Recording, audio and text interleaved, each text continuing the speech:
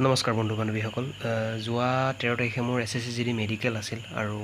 সেই মেডিকেলৰ ওপৰত মই দুটা ভিডিঅ' বনাইছিলোঁ আৰু সেই ভিডিঅ'টোত বহুত ল'ৰাই কমেণ্ট কৰিছিল যে কেনেদৰে মেডিকেল হৈছে বা কি ডকুমেণ্টছৰ কেনেধৰণৰ প্ৰচেছটো হৈছে আৰু কি ডকুমেণ্টছ নিব লাগিব তেনেকুৱা ধৰণৰ মোক কমেণ্ট বহুত ল'ৰাই কৰিছিলে। তো মই ভাবিছোঁ ভিডিঅ' এটা বনাই দিওঁ ডকুমেণ্টছৰ ওপৰত আৰু মেডিকেল কেনেধৰণে কৰায় কিমান দিন হ'ব। সেই ভিডিঅ'টো মোৰ আছিল 13 তাৰিখে আৰু এই ভিডিঅ'টোৰ জৰিয়তে মই আপোনালোকক জনাম যে ডকুমেণ্ট কি নিব লাগিব আৰু কিমান দিন তাত থাকিব লাগিব, কেনেধৰণে ৰুম পোৱা যায়, এই বিষয়খিনি অলপ মই জনাব খুজিছোঁ। তো ভিডিঅ'টো আপোনালোকে শেষলৈকে চাই থাকিব। প্ৰথম কথা, যিসকলৰ মেডিকেল আছে যিটো ডেটত আছে তেওঁলোকে এদিন আগত পোৱাকৈ যাব আৰু তাতে ৰুম একেবাৰে ওচৰতে পোৱা যায়। 100 বা 150, 200 যোনে যিটো হিচাপত থাকিব পাৰে সেইটো হিচাপতে ৰুম পাই যাব, ওচৰতে পাই যাব।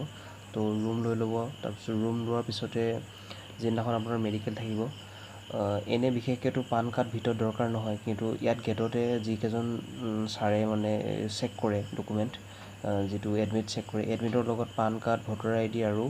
আধাৰ কাৰ্ড এই গোটেইকেইটা বস্তু চেক কৰে। কিন্তু ভিতৰত সেইখিনি প্ৰয়োজন নাই, কিন্তু ইয়াতে জেৰক্স কৰি ল'বলৈ কয়। সেইকাৰণে বস্তুখিনি আপোনালোকে আগদিনাখনে জেৰক্স কৰি ৰাখিব।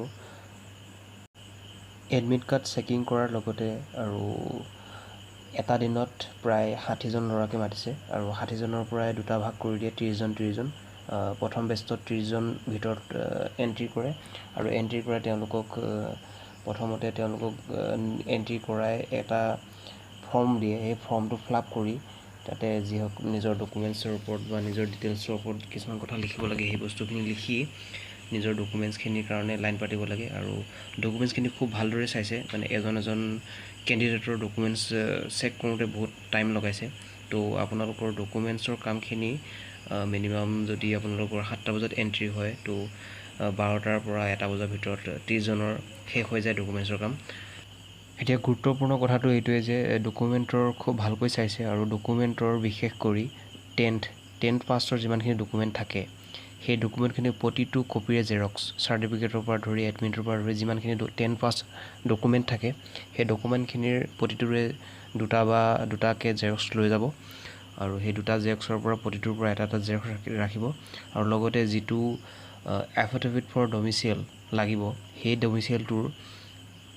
জেৰক্স কৰি নিব, কাৰণ জেৰক্সটো তেওঁলোকে ৰাখে আৰু অৰিজিনেলটো নাৰাখে। তো যদিহে কাৰোবাৰ নিজৰ নাম আৰু দেউতাকৰ নাম ভুল থাকে, সেই ভুল থকা নামটোৰ ওপৰত এটা এফিডেভিট পোৱা যায় কোৰ্টৰ পৰা। সেইটো বস্তু কোৰ্টৰ পৰা উলিয়াই পেলাই মেজিষ্ট্ৰেটৰ সৈতে চাইন কৰাই নিব লাগে। যদি আপোনালোকৰ নাম ভুল থাকে এইটো আগতে কৰি নিব আৰু যদি তেতিয়া ভুল থাকে, তাত গৈ পেলাই ভুল পায়, তেনেহ'লে আপোনালোকক অলপ টাইম দিব পাৰে। সেই টাইমমতে আনি আপোনালোকে সেইটো পিছত জমা দিব পাৰিব। কিন্তু যদিহে নাম ভুল থাকে তেনেহ'লে এফিডেভিটটো দৰকাৰ। আৰু লগতে এনেক্সাৰ কাৰণে হয়তো কোনোবা চেণ্টাৰত বিচাৰিছে, কিন্তু যিটো আমাৰ শিলচৰ 39 আছাম ৰাইফল কেম্পত এইটো এনেক্সাৰখন ইমান গুৰুত্ব দিয়া নাই। হ'লেও আপোনালোকে বনাই লৈ যাব, সেইটো আপোনালোকৰ কাৰণে ভাল। ডকুমেণ্টৰ ক্ষেত্ৰত ক'ব গ'লে আৰু যিসকলৰ প্ৰায় কাষ্ট বেলেগ, আমাৰ STৰ কাৰণে হয়তো আমাৰ ষ্টেটৰ যোনখন কাষ্ট চাৰ্টিফিকেট হয় সেইখনে হৈ যায়, কিন্তু বেলেগ OBC আৰু বহুতকেইটা কাষ্টৰ কাৰণে হয়তো তেওঁলোকৰ চেণ্ট্ৰেল কাষ্ট দৰকাৰ হয়, যিটো ফৰ্মেট হয়তো SSC ৱেবছাইটত পোৱা যায়। তেওঁলোকে তাৰ পৰা ডাউনলোড কৰি মেজিষ্ট্ৰেটৰ সৈতে চাইন কৰাই সেইটো লৈ যাব পাৰিব। তো লগতে ফটো 2 কপি লৈ যাব আৰু সেই বস্তুখিনি ডকুমেণ্টৰ ক্লিয়াৰ পিছতে আপোনাৰ ডকুমেণ্টছৰ কাম শেষ হ'ব আৰু তাৰপিছতে নেক্সট প্ৰচেছত আহি যাব আপোনালোকৰ মেডিকেলৰ কাৰণে। সেইদিনাখনে আপোনাৰ 12টা বজাত যদি আপোনালোকৰ ফাৰ্ষ্ট গ্ৰুপত পায়, তেনেহ'লে ছেকেণ্ড গ্ৰুপৰ অলপ দেৰি হয়, কিন্তু আপুনি ফাৰ্ষ্ট গ্ৰুপত পালে 12টা বজাৰ পিছতে আপোনাক তাৰে গাড়ীত উঠাই লৈ যাব, এখন প্ৰাইভেট হস্পিটেলো হয় চাগে, সেই তাত লৈ গৈ পেলাই আপোনালোকৰ ব্লাড টেষ্ট কৰে আৰু এটা এক্সৰে কৰে, যিটো বুকুৰ এক্সৰে কৰে আৰু লগতে ইউৰিন টেষ্টটো কৰে। সেইখিনি ছিংগুল কৰোঁতে বহুত টাইম লাগে আৰু তেওঁলোকে তাৰ লৈ যায় হস্পিটেলত আৰু হস্পিটেলৰ পৰা আহোঁতে মিনিমাম সন্ধিয়াই হৈ যায় আৰু সেইখিনি প্ৰচেছ শেষ হোৱাৰ পিছত এটা দিন তাতে শেষ হৈ যায়। তাৰপিছতে ছেকেণ্ড ডে আহি যায়। ছেকেণ্ড ডেত আপোনালোকৰ এণ্ট্ৰি কৰাৰ পিছতেই হয়তো ছেকেণ্ড ডেত 6টা বা 6:30 এণ্ট্ৰি হ'ব। এণ্ট্ৰি কৰাৰ পাছত আপোনালোকৰ তাতে লৈ গৈ পেলাই নেক্সট দিনাখনে মেডিকেল, যিটো বডি মেডিকেল বুলি কোৱা হয়, যিটো বডি টেষ্ট কৰা হয়, সেইটো অল বডি চেকিং চলিব। মানে আপোনাৰ নাকৰ পৰা ধৰি ভৰি তলুৱালৈকে যিমানখিনি চেকিং থাকে যাৰ যাৰ প্ৰব্লেম পায় তাতে লিখিব যদি কাৰোবাৰ বেছিকৈ প্ৰব্লেম পায় তাতে ৰিমেডিকেল দিব আৰু যাৰ যদি কমাই পায় ধৰি লওক আৰু এবাৰ চেকিং কৰিব পাৰিব তেনেকুৱা থাকে তেওঁলোকৰ সেইটো হিচাপত তেওঁলোকে সেইটো মেডিকেল কৰে তো সেই বডি গোটেই চেকআপ কৰি মিনিমাম 2-3 ঘণ্টাৰ লাগি যায় সেইটো 30জন ল'ৰাক এটা গ্ৰুপত চেক কৰে আৰু 30জন ল'ৰাক এটা গ্ৰুপত চেক কৰে সেইটো চেক কৰাৰ পিছত আপোনালোকক কাপোৰ পিন্ধিবলৈ দিব SSC GDৰ মেডিকেলৰ ক্ষেত্ৰত ক'বলৈ গ'লে যিসকলৰ নাকত বা নকনিত আৰু চকুত আৰু কাণত বিশেষকৈ এইকেইটা বস্তুত যাৰ প্ৰব্লেম থাকে তেওঁলোকে ৰিমেডিকেল পায় সেই বস্তুকেইটা হয়তো যদি টাইম থাকে আগতে ঠিক কৰি লোৱাটো ভাল বুলি মই ভাবোঁ কাৰণ যিসকলে ৰিমেডিকেল পাইছে বিশেষ কৰি সেইকেইটা বস্তুৰ ওপৰতে ৰিমেডিকেল পাইছে হয়তো ভিতৰুৱা কিছুমান থাকে যিকেইটা হয়তো কমেই থাকে বাৰু ল'ৰা কিন্তু যিকেইটা বিশেষকৈ প্ৰায় ভাগতে পোৱা যায় নাক কাণ আৰু চকু নকনি ভৰি তলুৱা সেইকেইটা বস্তু প্ৰায় ভাগকে ৰিমেডিকেল দিয়ে তো আমাৰ গ্ৰুপতে প্ৰায় ভাগকে ৰিমেডিকেল তেনেকুৱা হিচাপতে দিছে আৰু সেই বস্তুখিনি ক্লিয়াৰ হোৱাৰ পিছতে নেক্সট প্ৰচেছত আহি যায় আপোনাৰ আপোনাৰ হাইটৰ লগত ৱেটটো এডজাষ্ট আছেনে নাই সেইটোৰ ওপৰত চাই কিন্তু কিমান হাইটত কিমান ৱেট লাগে সেইটো বিশেষকৈ মই নাজানো কিন্তু তেওঁলোকে সেইটো সেই ক্ষেত্ৰতো বহুত কেইজনৰ ৰিমেডিকেল দিয়া মই দেখিছোঁ আৰু তেওঁলোকে সেইটো মেজাৰমেণ্ট কৰি পেলাই যাক ৰিমেডিকেল দিব লাগে সেইটো তেওঁলোকে কৰে হাইট ৱেট আৰু চেষ্ট মেজাৰমেণ্টৰ পিছতেই নেক্সট প্ৰচেছত আপোনালোকৰ আহি যায় BP টেষ্ট কৰা হয়তো BP টেষ্ট কৰে বা পালছ ৰেট কিমান থাকে সেই বস্তুটোৰ ওপৰতে তেওঁলোকে এজনকৈ চেক কৰে সেই গোটেইখিনি এজন ল'ৰাক প্ৰায় 5 মিনিট 4 মিনিট তেনেধৰণে চেক কৰিছে আমাৰ গ্ৰুপত সেই বস্তুখিনি কৰাওঁতে বহুত টাইম গুচি যায় আৰু সেইখিনি কৰাৰ পিছতেই আপোনাৰ যিটো ডিষ্টেঞ্চ আপুনি পঢ়িব লাগে সেইটো কৰায় সেইটোতে প্ৰায়ভাগো বাৰু ৰিমেডিকেল পাইছে চান্স দুবাৰ দিয়ে তাৰমানে এবাৰ যদি তেওঁলোকে সেইটো পাৰ কৰিব নোৱাৰে পঢ়িব নোৱাৰে আকৌ এবাৰ চান্স কৰে সেইটো চান্সটোত যদি তেওঁলোকে কোৱালিফাই কৰে তেনেহ'লে কোৱালিফাইড কৰি দিয়ে চাগে আৰু নেক্সট প্ৰচেছত আহিছে কালাৰ ভিজন যিটো হয়তো বহুত ল'ৰাই প্ৰব্লেম যিটো কালাৰ ভিজন যিটো নাম্বাৰিং থাকে আৰু তাতে ব্লেংক থাকে কিছুমান যিটো হয়তো নাম্বাৰ নাথাকে ব্লেংক থাকে সেইটো আৰু কিছুমান আঁচ থাকে সেই আঁচৰ মতে নিজে দেখুৱাই দিব লাগে যে আঁচটো কেনেকৈ থাকে আঙুলিয়ে দেখুৱাই দিব লাগে আৰু প্ৰায়ভাগ ল'ৰা তাতে ৰিমেডিকেল পাইছে আমাৰ গ্ৰুপত সেই গোটেই মেডিকেলখিনি কৰি হোৱাৰ পিছতেই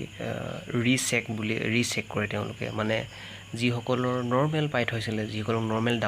ডাউট হৈ থাকে তেওঁলোকক ৰিচেক কৰে এজনকৈ বাহিৰৰ পৰা মাতে যে তেওঁ ৰিচেক কৰে যে তেওঁৰ যিটো বেমাৰ সেইটো যাতে কিমান গম্ভীৰ হয় সেইটো বস্তুৰ ওপৰত তেওঁলোকে চায় যে তেওঁ ফিট নে আনফিট সেই বস্তু এজনকৈ মাতি পেলাই চাই থাকে যিসকলক মানে প্ৰথমতে মেডিকেল কৰোঁতে চেক কৰোঁতে লিখি থয় যে তেওঁৰ অমুকটো বেমাৰ আছে তো সেই যিসকলক পইণ্ট কৰি থয় তেওঁলোকক আৰু ৰিমেডিকেল হিচাপে আকৌ এবাৰ মাতে আৰু মেডিকেল কৰায় তাতো বহুতবিলাক ফিট হৈছে আৰু তেনেধৰণে ৰিমেডিকেল কৰি হোৱাৰ পিছত মেডিকেলৰ প্ৰচেছটো সিমানতে শেষ হৈ যায় আৰু শেষ হোৱাৰ পিছতে ৰুমলৈ গুচি আহিব লাগে তাৰ পিছদিনাখন ৰিজাল্টৰ কাৰণে যাব লাগে আৰু ৰিজাল্টৰ কাৰণে গৈ দিনটো ৰখিব লাগে তেনেধৰণে দিনটো ৰখি তেওঁলোকৰ কিছুমান প্ৰচেছ থাকে যিখিনি কাগজ পাতি কাম থাকে সেইখিনি কাম কৰোঁতে বহুত টাইম লাগে আৰু 3 দিন প্ৰায় লাগিয়ে যায় 3 দিনৰ মূৰতহে ৰিজাল্টটো পোৱা যায় আৰু আমি 3 দিনৰ মূৰৰ পিছতো আপোনাৰ সন্ধিয়া 7টা বজাতহে আমি ৰিজাল্টটো পাইছোঁ বা ৰিজাল্টটো এনেই গম পোৱা যায় যে যিসকল ৰিমেডিকেল পোৱা যায় তেওঁলোকক এখন ফৰ্ম দিয়া হয় যিখন ফৰ্ম তেওঁলোকে ছাবমিট কৰিব লাগে আৰু জমা দিব লাগে তো তেতিয়াই গম পাই যায় যে যিসকলক ফৰ্ম দিয়ে তেওঁলোকে ৰিমেডিকেল আৰু যিসকল ফৰ্ম নিদিয়ে তেওঁলোকৰ মেডিকেল ফিট বুলি গম পোৱা যায় আৰু ফাইনেল যিটো ৰিজাল্টৰ কাৰণে সকলোৰে এনেদৰে ৰৈ থাকিবলগীয়া হয় বৰিং হয় তথাপিও সকলোৱে একেলগে চিনাকি হৈ কথা বতৰা পাতি তেনেদৰে টাইম পাছ কৰি এটা দিন তেনেকৈ শেষ কৰি ফাইনেলি সন্ধিয়া যোনে ৰিমেডিকেল পায় যিসকলে ৰিমেডিকেল পায় তেওঁলোকৰ ৰিমেডিকেল আৰু যিসকলে ফিট তেওঁলোকে ঘৰলৈ যাবলৈ পায় এতিয়া ৰিমেডিকেলৰ ক্ষেত্ৰত ক'বলৈ গ'লে যিসকলৰ ৰিমেডিকেল দিছে খুব বেছি দুদিনত তেওঁলোকে হয়তো ডিমাপুৰ হয়তো কিছুমানক গুৱাহাটী। তো যিসকলৰ ডিমাপুৰ পৰিছে চিলচৰ পৰা চিধা চিধি তেওঁলোকক যাবলৈ দিছে ডিমাপুৰ, কাৰণ এটা দিন মাজত গেপ থাকে। সেই দিনটোত তেওঁলোকে ঘৰলৈ আহিলে তাৰ পিছদিনাখন আকৌ ঘৰৰ পৰা যোৱাটো হয়তো সম্ভৱ নহয়। সেইকাৰণে তেওঁলোকক চিলচৰ পৰাই ঘৰলৈ যাবলৈ নিদি তেওঁলোকক ডাইৰেক্ট ডিমাপুৰ আৰু যাৰ যি চেণ্টাৰত পৰিছে তেওঁ তাতে যাবলৈ দিছে। আৰু তেওঁলোকক কৈছে যে প্ৰায়ভাগ ল'ৰাই ৰিমেডিকেলত ফিট হৈ যায়,